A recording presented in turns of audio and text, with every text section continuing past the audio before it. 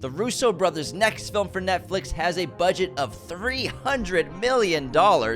We have some news on Gladiator's action sequences. Kinds of Kindness hits theaters. And Inside Out has taken over the global box office yet again. Let's get into this week's movie news. What's up, movie friends? Welcome back to Raiders of the Lost podcast, the ultimate film and TV podcast, and the weekly episode where we go through all of the movie and TV news so you don't have to. Trailer releases, casting, film announcements, box office report, you name it, we got it. So just sit back, relax, and listen to what's been going on in the industry. Now, let's get into this Russo brothers story after the box office. Heck yeah, because Inside Out 2 is still destroying the box office. It pulled in another $98 million domestic. It's had a historic second weekend, better than Barbie and Super Mario, closing in on $600 million at the global box office in theaters for, 13 days, 12 days or something like that. It has already surpassed Dune Part 2's domestic total. So this is looking to be a billion-dollar movie for sure. It might finish out its second weekend with $600 million globally, which puts it on pace for probably $1.3, $1.4 billion by the time it's done with its box office run. I think it's going to break that. Now, Barbie and Super Mario both were huge hits, not just on its first weekend, but having second weekends of over 90 million, which is a very rare thing for any film to do. Inside Out did it, but did it even better with 98 million because Barbie had a $92 million second weekend and Super Mario had a $93 million second weekend. Take that, Barbie and Super Mario. Get out of here. Pixar's back. And again, this shows that theaters aren't dead. It's just people haven't been interested in some of the movies that have been coming out. And obviously, Inside Out 2 was something families, parents, and kids wanted to see. And it's going to be a massive hit. It's putting new life and blood into theaters, and that's always good news. So it's a huge, huge success. It looks like it will end up being the most successful film of the year. Yeah, and we'll see with Deadpool Wolverine coming out, Anthony. It's already projected to hit $300 million its opening weekend-ish. We'll see. $250, $300 million. Damn! So I think that could be the biggest hit of the year. But we'll see. Out 2 is killing it. They've also announced that Disney Plus will be making a series based off Inside Out with one of the characters being the leads of whatever happens inside of her head. Oh, okay. That's kind of, I think I read that synopsis correctly. That's what the Disney Plus series will be. Moving on more into the box office, Bad Boys 4, another great weekend with $19 million domestically. The Bikeriders pulled $10 million domestically at the box office in its opening weekend. It's a pretty decent start to its $40 million budget, but I'm sure they were banking on a little more for that. Yeah, it should do well internationally, not as well as domestically. This is definitely like an American movie for sure. But it looks like it could hit about 60 million, 70 million with its with its entire global run. So wow, that's a bold statement, bro. Yeah, I mean, I think it's got the star power for that and word of mouth. And this is a pretty modest budget, so we'll see. I watched the film yesterday and had a really great time. It's a really cool American saga about these bike riders, and I think that anyone who loves Jeff Nichols films, if you love Tom Hardy, watch this. It's Tom's best performance in a long time. And he's just really phenomenal. Austin Butler, Jodie Comer are great as well. So I highly recommend Bikeriders. They gave it a 4-star rating. 4 stars, this guy. Kingdom of the Planet of the Apes won't leave the top 5. It refuses to quit. It's been in theaters for 18 weeks now. No, it's been 12 years. Now, this movie, despite losing 600 theaters, still pulled in $3.7 million at the domestic box office with only, I believe I read correctly, 3% drop. Wow, that's great. 3% drop from last week. It's got good word of mouth. After losing 600 theaters. People like the franchise, however, it's not a huge, gigantic success. It's about breaking even and will make maybe a little bit of money, but it wasn't really like a juggernaut at the box office. So I think the franchise still has potential. Maybe they should go a little bit smaller and not make them as big as this one. We'll see. Kind of have to. It's called Kingdom of the Planet. I know. When you put planet in the title, it's got to be big, man. It's not. It probably won't hit 500 million globally. It might. We'll see. It's possible. Thelma, I believe, was this opening weekend, yes. right? Thelma, about the old lady getting revenge. June Squibb. Yeah. This film pulled $1.9 million at the domestic box office. The Exorcism pulled 1.8. That's the Russell Crowe one, I believe. Yes, it did not have the same debut as The Pope's Exorcist, which did really well at the theaters. And Kinds of Kindness, Yorgos Lanthimos' latest film, pulled $400,000 at just 5 theaters on a very limited release. So it's got the best per theater average this year with 80,000 per theater, and it doesn't look like that will be topped because that's a really great average to start out a limited release. So, but again, we saw that with movies. I believe like Love Lies Bleeding had a massive theater per average. Yeah, it in had its a good early one. release, but then it kind of puttered out once it got a wide release. But this is Yorgos. I think he'll get a lot of butts and seats for this movie. Yeah, and he and Emma Stone are on fire right now, so I think that just them being a part of this project will get a lot of people to see it for sure. This is going to be a modest hit. It won't be Poor Things, not even near that, but it will still probably do pretty well for its small budget. Let's get into this $300 million movie from the Russo brothers and Netflix called The Electric State, which I think is just very expensive for a streaming movie. Yes. Because this is not going to be in theaters. This is just going to be on Netflix. Maybe a limited release once it comes out the same week like they usually do, like in LA or New York. But it's going to be a Netflix streaming movie starring Millie Bobby Brown, Chris Pratt, Ki-hee Kwan, Giancarlo Esposito, Anthony Mackie, and Brian Cox. Excellent cast. Written by Christopher Marcus and Stephen McFeely, it is based on the graphic novel of the same name by Simon Stellenhag. It's based on the story that takes place in a reimagined version of 1997 with humans isolated in their VR helmets and a continuing battle against a strange breed of monstrous drones in the wake of a technological meltdown. A teenage girl named Michelle and a robot travel the west coast of the U.S. in search of the girl's missing brother. So I'm guessing Millie Bobby Brown's obviously the teen, and then Chris Pratt is probably her missing brother. Or maybe he's the robot. He likes voicing things a lot. Yeah, but it's Chris Pratt. Oh, yeah, You have I get a big lead role like It's that. a great cast. I do think this is a very big budget for a movie that's not going to make any money, and a lot of the Netflix streaming originals kind of do disappear from the public consciousness pretty quickly. I'm not sure this is the best move for Netflix to spend this much money on a film, even with this kind of team put together. Yeah, this is where that extra $1 in the subscription's going, everybody. They paid for the Electric State with it.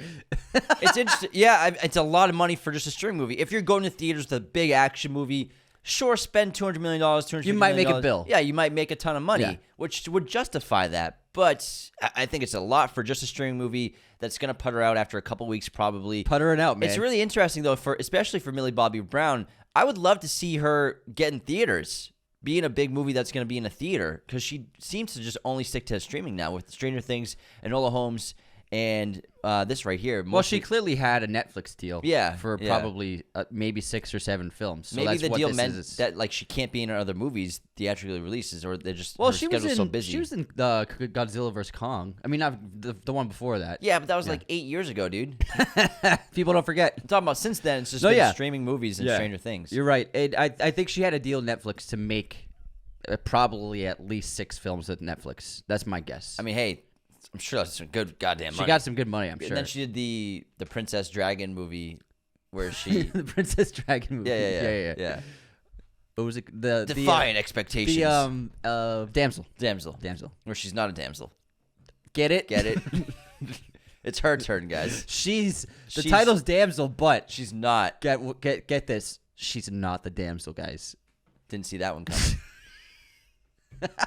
Anyways, Again, I think this is just the Gray Man. I'm not sure how well I know that did well when it came out, but like for streaming numbers, is anybody talking about the Gray Man anymore? Not at all. And that did well in terms of just viewership because it was the new hot movie for like Yeah, that they couple put of it on days the top that week. 10 Yeah. and put it on everybody's feed. So is it worth making a $300 million movie that no one's going to remember in 2 weeks? I'm not sure. I don't know. I think obviously they're trying to. I think Netflix's goal is to try to compete with the big budget studio films that come out in theaters. We need to make our own so that we can keep people at home to compete against those. That's my guess. I think that's the mindset behind making such a big movie. But again, like the Red Notice, I don't think anyone even likes that movie really. I know some people like it, but I think and that was a $300 million movie about. And so is it good for their business? I'm not sure. It's a lot of money. They're the only streamer in profit, so Yeah. I guess so. they could be making more profit though. All right, Anthony, you saw the Bikeriders, like you said. I saw the Bikeriders. Attached to the Bikeriders is the first trailer for Nosferatu, Oh yeah. Robert Eggers' latest film. How was it? It was phenomenal. And This is now my most anticipated film for the rest of the year. Whoa, more than Gladiator 2? More than Gladiator 2. Holy It looks shit. incredible. He clearly had some cool ideas that was fueling his desire to do a remake of this story because he threw in some really cool visuals that were unbelievable and really stunning. And it is beautiful to look at, incredible tone and atmosphere like many of his films. It looks and feels like his previous films. And it looks like they're really keeping Nosferatu at a minimum for bigger impact. It seems like Nicholas Holt's going to be the lead of the film. And it does have an ensemble, but Willem Dafoe's in a ton of it. Lily Rose Depp's in a ton of it. There's also an actress I don't know who's in a lot of it. And then I did not see Aaron Taylor Johnson, although I'm sure they're keeping him under wraps for now. But it looks absolutely glorious for fans of horror. It's stunning. It looks like the best shot film, one of the best shot films of this entire year. It's just really an incredible visual feast of a trailer. And just the tone, and it feels really scary, too. Did you see Skarsgård in it? I did not. They just showed one shot of him, and it's not even that reveal. It's really, they're keeping it really tightly hidden. It's wait until you see it. They're not spoiling anything. They're not giving anything away. And the whole trailer is all about build up. And it crescendoed into an ending of the trailer that was just like, let's fucking go. It's awesome. I love it. And there were girls behind me, and the trailer ended, and they were like, no. No. I was like, yeah, Not I for think they me. got scared. Moving on. We got some Gladiator 2 news, everybody. So, according to one of the producers and EPs of the film, it has some of the biggest action sequences ever put on film. Let's go! What does that mean? Probably a massive battle, a massive war. Gotta get a Roman Maybe battle. even possible. What if we have sort of a big battle in the capital city itself, in Rome? Gladiators versus soldiers. What if we have sort of a Spartacus, an escape of gladiators in the city? That'd be pretty cool. That'd be pretty baller. But I think you gotta have an ancient battle in there somehow. It's a Ridley Scott period piece. You have to. Yeah, you gotta have an ancient battle. So I guarantee it's gonna be a Roman army taking down some kind of other army for sure. Hell yeah. Yeah, That's you probably what it'll That's be. what audiences want to see. I mean, you open the first film with that. It might be the opening of this one. Probably. Yeah, we'll see. But I'm very curious, and I'm hearing just nothing but good things. Executives at the studio said it's really great, so I can't wait to I see. just want to see a trailer, I man. know. I can't. That trailer is going to break the internet, man. Probably. People are going to lose their minds. Well, yeah, I hope so. All right, next up, we got Benedict Cumberbatch news about Avengers 5. He confirms he will return for Avengers 5, which they don't have a title of yet, and will begin filming next year. So they got a plan. And they got something They don't have a cooking. director yet, but remember, Sean Levy is in talks to direct. Yeah. So I'm sure they have the script pretty much done. They're just looking for someone to take over the reins. We'll see, guys. We'll see. Last of Us news, the TV series. Oh, The also, Last- sorry, I'm to stay on it. Did you see the Deadpool teaser poster they put out? No. So they put out a poster, and they made it very blurry, so you can't really make out any details, but it's Deadpool and then Wolverine, and then there's someone in a blue suit standing in between them, and they're all, like, standing at one of the circle portal things. Sorry, guys. Like the Doctor Strange portal. Yeah. But they made it, like, they Gaussian blurred the image, so you can't see who it is, but it's probably Mr. Fantastic. Mr. Fantastic. Yeah. Oh, interesting. 'Cause it looks like a Fantastic Four suit that the guy's wearing. Oh, so Pedro. Yeah, so it's probably going to be Pedro in the poster. I gotta look that up. Yeah, they did it as a tease of, like, they posted the poster. It's super blurry. No one can really tell what it is. Let me see. But people are Blurry guessing poster. it's Mr. Fantastic. Deadpool blurry poster. Where is it? Deadpool 3. Blurry poster. Oh, okay, I see. Got it? Kinda with the I found with the Disney portal. Well, I look at that. I'll look that up later. Let's move on to some more Pedro Pascal news, kind of. Let's hear it. The Last of Us news. Craig Mazin reveals that The Last of Us series may stretch to season 4 to tell the full story of the second game, which sounds awesome, but also gets me a little upset because, like, remember my one critique for that show was they should have made that 2 seasons, game 1. They They should have made game 1 2 seasons. There's so much they could have done, so much that they passed over. And it bums me out because I wanted to see so much more from the game in season 1. Storyline-wise, not just like interaction and combat and stuff like that, which would have been sick. Yeah. But there's so much great story stuff from game 1 that is nowhere to be found in series 1 season 1. But now they're going to do 3 seasons for game 2, which I understand because you have another main character, basically like a co-lead sort of coming in with Abby. But that kind of makes me upset because I wanted more from season 1 from the game, and I wanted that season 2 to be more a continuation of the game. But, I think that's what they learned. They probably listened to Raiders of Lost podcast. And were like, guys, we need to extend that the was game my main storyline. complaint of the show. Otherwise, the show was great. Because there's so much in game 1 that's not in the first show, in the first season. And they really just stepped through big environments in the game, and they just literally just walked through them in like 30 seconds. I think that the show is great. My one criticism of the show was that they went too fast, and the whole story being done in 8 episodes. It just seemed like they just breezed through it too quickly, and I think that Warner Brothers was probably like, let's slow it down and let's just stretch this out a little bit more. And I would have liked it if the first season was actually 2. I think it would have been even better. Me too. You could have done a lot more with it. You could have done, because they did two episodes of season 1 were dedicated to storylines that weren't exactly part of the game, because Yes. The storyline between Bill and Frank, right? Was it Frank? That's his name? I think it was Frank. Sorry, it was a year ago. That was not in the game.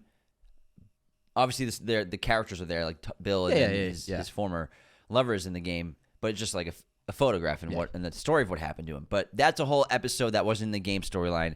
And then the Last of Us, what happened to Ellie, and I'm sorry, I forgot her name, in the past. Oh, in the mall? Yeah, in the mall. That was a DLC. Yeah.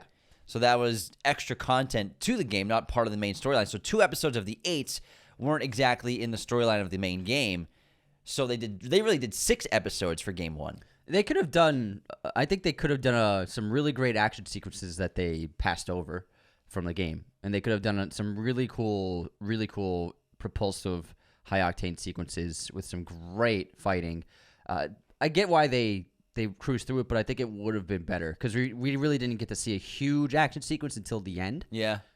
Middle-ish with end. Joel. Yeah. Like, 'cause I think we got when the outbreak scene. Yeah, the after outbreak the sniper. scene. Yeah, but you could have done like 3 really great sequences. Yeah, but I love how they did a whole episode dedicated to Left Behind, which is that DLC. Yeah, it works. It was great. But yeah, there's so much in game 1 that they could have they could have done. Again, they did 6 episodes really for the whole game. Like I said, the skyscraper traveling the skyscrapers could have been its own episode, but they passed through that pretty quickly. They went through the skyscraper in like a few shots. And also, the subway could have been an entire episode. Like things like that, they could have been their entire episodes with the memorable environments of the first game. But they really were. It was a montage of them traveling through them all within a few minutes. And so I think that was a missed opportunity where they could have just really had insanely cool episodes with a lot of fear, a lot of horror, and just like tension and suspense. I concur. It's still great, but it just was so rushed. IMO, in my opinion. Let's move on. 2. Smile 2. Y'all know how much I love this first horror movie. Fucking loved it. And we got our first trailer for Smile 2. It looks excellent. The stakes are massive. The scope is enormous because now a world-famous pop star, a pop singer, is being chased down and hunted by the Smile curse. She gets possessed by it, yeah. Yvette, we don't know yet. Oh, she will. That'll probably be the end of the movie, but she is being followed by the curse. Oh, yeah. It looks great. It looks really good. And I really like it. I'm into it. It's funny. There's 2 huge horror films taking place at pop star concerts. I know, right? Yeah, with Trap from M. Night Shyamalan and this, and they come out pretty close to each other. Trap's coming out in August, right? Yeah, in August. So yeah, it's pretty funny. It's funny how things like happen in pairs sometimes. All right, next up we have an update on Brad Pitt's Formula 1 movie. Apple will partner with Warner Brothers to release the film starring Brad Pitt as well as an ensemble cast. This will debut in theaters on June 27th, 2025, and then we'll see who gets it on streaming. I'm not sure. And you know it's going to be epic, directed by the director of Top Gun Maverick, Joseph Kosinski. Oh, yeah. Fucking let's go, man. Cannot wait. Let's go. So it looks like, because we talked about it, its budget ballooning a few weeks ago and becoming one of the most expensive films ever. So it looks like Warner Brothers was like, can you help us with distribution, please? Because we spent too much money on it. So it looks like Apple came in to partner up to help them alleviate the costs. And I think it's going to be a huge hit. I think it's going to be absolutely epic. Once people see footage, I think it's going to be mind-blowing. I can't wait to see it, honestly. And racing's big internationally. This Yeah. looks like a film that could do really well global numbers. I agree. I can't think of a massive F1 movie like this with the star power of Brad Pitt being in it. No, that's I can't think about it. Not that I can think of. Let's move on to a great legacy sequel news. Lethal Weapon 5, everybody. It's moving forward. Everyone's coming back. Mel Gibson is set to direct the film as well. So I believe it seems like Hollywood has forgiven Mel Gibson. And Lethal Weapon 5 is on. It looks like they aren't too old for this shit. They're definitely too old for this shit. They're definitely It's too going to be old. a retirement home. Oh, my God. I'm still going to see it. I can't wait to see Glover, man. I'm still going to see it. This is going to be fucking awesome. So they had someone attached to direct for a couple of years, but it looks like they dropped out and Gibson took over, being a very experienced and accomplished director himself. But with him and Danny Glover, they are just match made in heaven for comedy and action. And honestly, it's been a really long time, but I'm going to fucking see this. They're going to be in a retirement home in the opening. Like, they have to be. Like, there's no way they're still cops. They're in their 70s. I'm guessing Glover's in his 70s for sure. I'm guessing, I don't know. I think that, Glover's definitely retired. yeah, he'll be retired, and then Gibson's still desperate to be a cop, but he can't. He's probably like a PI. Okay, Yeah. Gibson's 68 years old. Glover's 77. 77, wow. He's So I up there. guarantee, yeah, so that's what I bet Glover's retired. And then Gibson's trying to get him out of retirement. Yeah. Riggs is like still trying to be a cop. Yeah. I'm down, man. I'm down. It's fucking awesome, man. This is going to be sick. All right, speaking of sick. Murtaugh's back. Yeah, let's go. We got another Matt Damon, Ben Affleck movie coming. They have been just collaborating up a storm the last 5 years, and I love it. The Boston pair will star in a film called R.I.P., which is a crime thriller with Joe Carnahan set to direct. That's all we know. Yeah. The plot's kept under wraps. That's it. And this will be produced by Matt's production company, Artist Equity, which just made Air. Yes. And also is producing the movie that's coming out with Casey Affleck and Matt. The Instigators. The Instigators, directed by Doug Liman. He's just at a point of his career where, like, I just want to work with people that are my friends. Yeah. So, and he made an Apple deal because Instigators is an Apple film. Yes. And I'm not sure this probably is too with Artist Equity. They probably made a picture deal. Yeah, they probably have a picture deal. Picture A kid. picture deal. Matt and Ben, they're back. Matt's like, I'm gonna make a movie with all my Boston friends, one each. one each movie. Carnahan's a good director. He can make. He's a good director. Good picture. Exciting good stuff. picture. I love the gray. Yeah, The Gray's fucking awesome. I was talking about that last night. Good picture. I Good love that picture. movie. Good picture. Jordan Peele news, everybody. He has revealed via Instagram that his next film will release on October 23rd, 2026.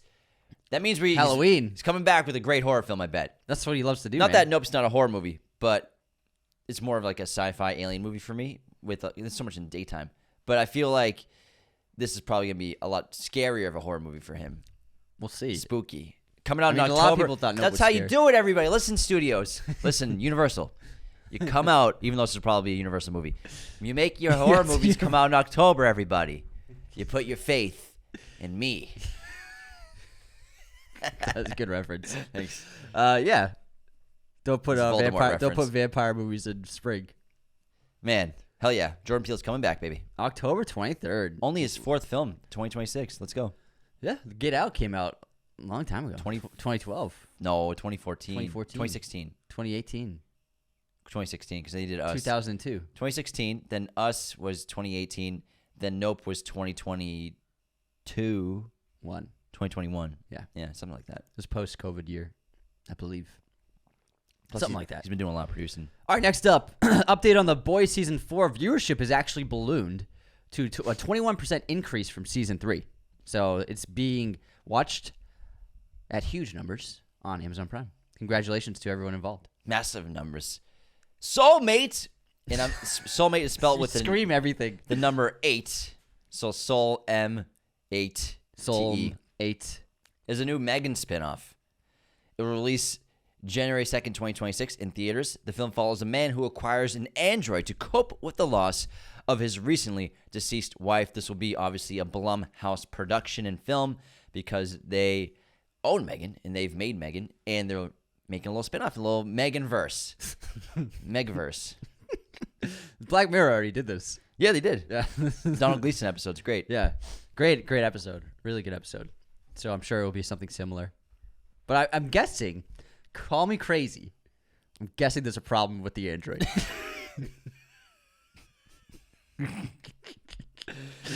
I might be wrong. No, watch the is it a husband or wife? Husband. The husband's gonna try to kill the soulmate. There's something wrong with the husband, man. Call me crazy, guys. The hardware It's gonna malfunction. There's gonna be something wrong. All right, next up, we got a new trailer and poster for the Penguin series starring Colin Farrell. The trailer looks awesome. He's firing a machine gun multiple times, so it looks pretty action packed for the DC TV series. And also, the poster looks great.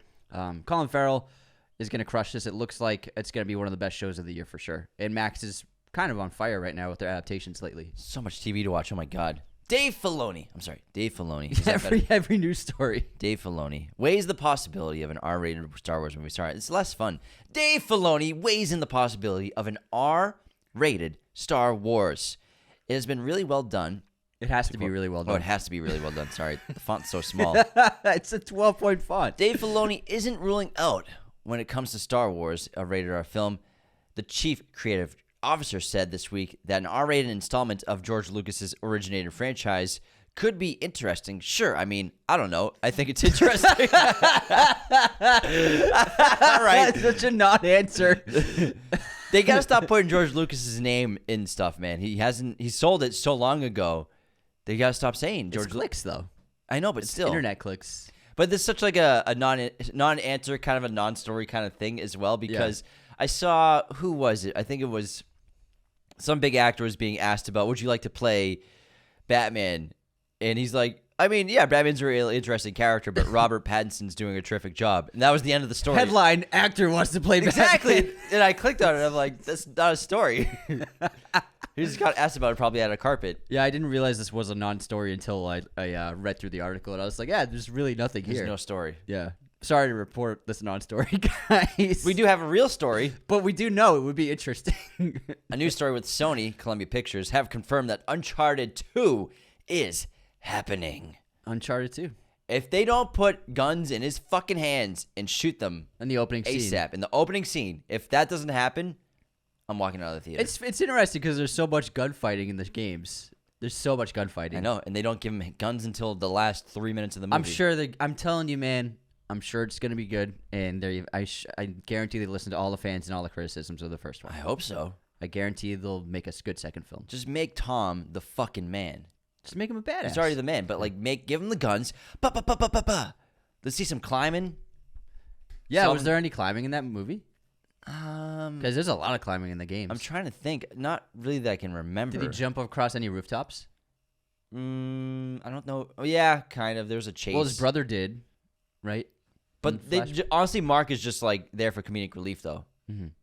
Well, that's that character. Well, Mark's not his brother, but the older guy. Yeah, I know he's not his Sully. But I mean, like I said, it's a franchise and an IP that has the potential to be an Indiana Jones level franchise, but they just, I think, dropped the ball with the first one. But hey, maybe they can figure out the second film. I think they know how much potential there is, so I'm sure they corrected the mistakes of the first film. Hopefully, yeah, hopefully. But I mean, Uncharted 2 should open with him raiding a tomb, getting in a firefight, climbing over crazy shit, jumping over crazy shit, and then escaping on a car chase. That should be the opening of the film. Indiana Jones. That's it. Raiders of the Lost Ark. That should be your Lara opening. Croft, Tomb Raider. That's your opening. That's your opening, and then fucking hey, it's not that hard, guys. Do one of the stories from the games. That's it. That's fucking all you have. It's really easy. It's really fucking easy. All right. Anyways, you know any idea? Do you have any idea how fucking easy this is? This is a fucking joke. I'm sorry sorry you can't do this. And you gotta watch you fuck it up. Sorry you can't do this. All right, we got news on It Follows 2, which we announced was in development a few weeks ago with the same director involved. Micah Monroe, the star of the first film, has updated everybody, saying that the sequel is bigger, darker, and more fucked up than the first one. And she said reading it was the craziest thing ever. Hell yeah. Cool. Sounds good. I'm excited. I love that movie. Sounds good. We have some Wesley Snipes news. All right, Wesley Snipes news. He's commented on the Blade situation with all the developmental hell. And he goes, Blade, lordy, lordy, lordy. Folks still looking for the secret sauce. Riding snowmobiles in traffic. Kind of rough. Daywalkers make it look easy, don't they? Fucking A, Wesley Snipes. That's amazing. Riding snowmobiles in traffic. Lordy, lordy. Still looking for the secret sauce. Oh man, that's a Fucking great comment. That's really funny. He pulled it off. He fucking killed it. They did it. I'm saying the first Blade movie is really fucking awesome. Second one's really good too, I think. The first one's so cool, so well shot, great imagery. It's a simple story. He's just killing vampires and trying to stop the vampires from taking over the world. Man, it's an awesome all you need. movie. It's one of my favorite comic book movies. Honestly, Blade might be in my top 5 comic book movies. It's so good. Give you a handshake with that. It's so good. Nice job. It's so good. Cool, man. All right, next up we got Game of Thrones news. Yes, House of Dragon is currently playing, but that doesn't mean Max has hit the brakes at all on their Game of Thrones world building. We got an update on A Knight of the Seven Kingdoms, as well as a first look at the new Game of Thrones spin-off series, which comes out next year on HBO or on Max. This is adapted from George R.R. Martin's novella, The Hedge Knight. The first season of A Knight of the Seven Kingdoms will follow the exploits of the knight Sir Duncan of the Tall, played by Peter Claffey, and his young squire, Egg, played by Dexter Sol Ansel, roughly 100 years before the events of Game of Thrones and 100 years after the events of House of the Dragon. So it's kind of like in the sweet spot in between them. Nice. Yeah, can't wait. Let's go. Some more news from Netflix. Netflix will begin selling their own popcorn at $4.50 per bag, everybody. How much is shipping going to be? I think you just buy it in stores. Oh, in stores? Yeah. Oh, interesting. So $4.50 $4.50 for Netflix popcorn. Better be good. Is it red? I think the bags are. Oh, the popcorn's red. We'll see. All right, some A24 news. Jennifer Lawrence is teaming up with the production company. She'll star in a murder mystery movie inspired by The Real Housewives for A24 and Apple. Honestly, I think this is a dream come true for her because she's a huge fan of trash TV and Housewives TV. So I'm sure she's really, really psyched for this. I'm down. It sounds fun. This is a really cool story. So Kingdom of the Planet of the Apes, they're releasing a new version of the film digitally on July 9th. They're going to release a cut. So no, not a new version. So the movie's coming out, but then there's also another cut with it. Yeah. Okay. In the movie, it will show the entire movie with the original footage of actors in mocap suits, which I think sounds really cool. Yeah. So I'd love to see that. When you get the digital movie of Kingdom of the Planet of the Apes, you'll get an extra movie, which is I want to watch that. Yeah, I would love to see that of everyone in their mocap suits. Yeah, It's I think fucking sick. I think that's super cool. That's a really cool idea. I think that's great. That's great for the actors, I think, too, to show audiences how much goes into their performances. Yeah. Because you can't really see it. We only see just what's created afterwards. I think that's a great idea. I'd love to watch that. Resistor.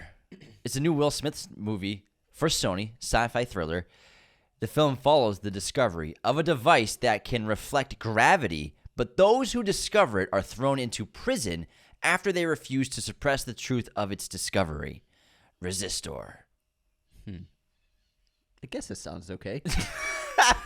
It sounds like it could be really cool, but it also sounds like it could go wrong. I don't know. You're going into gravity. You lost me in the prison part, You're honestly. going into gravity prison. That's where they lost me.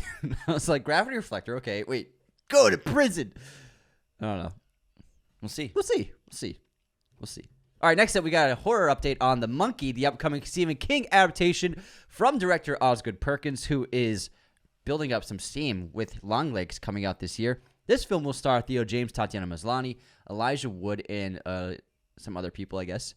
I don't have it here.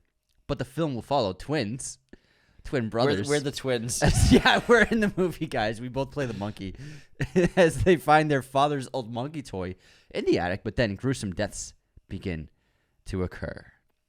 I'm guessing we'll get a trailer soon. They dropped the official poster. All right. You all remember Spaceballs, the great spoof parody film of Star Wars from back in the day? Oh, yeah.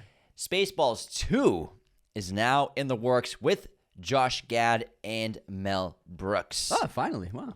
So, I think this has potential to be hysterical. Yeah, this could be a lot of fun. If they make fun of the new trilogy, that could be pretty great. All right, we got an update on the upcoming film Maxine. So, at a screening of Pearl and X in LA at the Vista Theater, Ty Weston and Lily Collins actually surprised the fans who went to the event with Maxine. So those fans were able to see Maxine before anyone else. And I don't think they're allowed to post reactions, but It was at the Vista. yeah. That's what I Steven, said. who listens to our show, Yeah. big fan, he was there at the screening at the Vista, and he messaged us. He said, I was there. I was supposed to see this movie, and they actually played Maxine, and they were there. It was so cool. That's really cool. We wish it could have gone, but we were on a film set that night, so it was actually we had a pretty interesting night.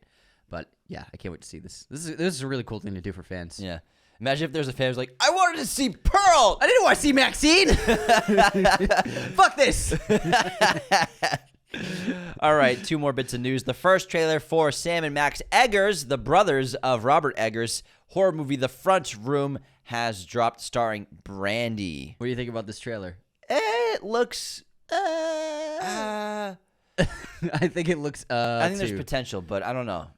I was not really sold on this trailer. I think it looked kind of like... The horror movie names are just getting silly. It's like The Front Room, The Closet by the Front Door, The Rug on the Kitchen Pavement, The Driveway. Like, it's just like too specific now. The Front Room...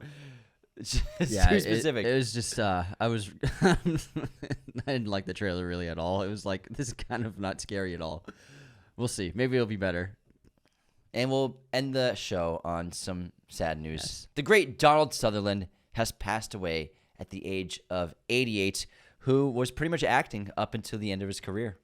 I think he's probably the best actor. He never received an Oscar nomination. He's up for actors who never received one. Yeah, he's up there. Yeah, he's up there, and he was always just an incredible leading man, and some of the best horror films ever, like Don't Look Now and the Invasion of the Body Snatchers, and obviously still leading franchises into his later years of life with the Hunger Games trilogy, where he played a great Snow and a great antagonist for fans of that franchise. But he had such an eclectic, incredible, impressive career as an actor.